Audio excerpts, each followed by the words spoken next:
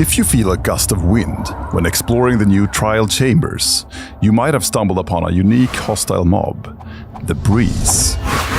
Despite its soothing name, the breeze is quite a challenging addition to the game, and it's definitely not like any other mob you've fought before. It feels like it's angry, but it's also having fun at the same time. You know, like a cat, like playing around with its prey. The breeze can jump in dizzying circles around its opponents and knock you back with powerful gusts of wind if you're not quick enough. It will hurt. When you meet the breeze, the whole environment becomes more dangerous. Not to mention, you'll be fighting the breeze in a room full of traps. And its bursts will not only send you flying, but can also trigger things like levers, buttons, and more. So basically, anything can happen when you face a breeze. It will hurt.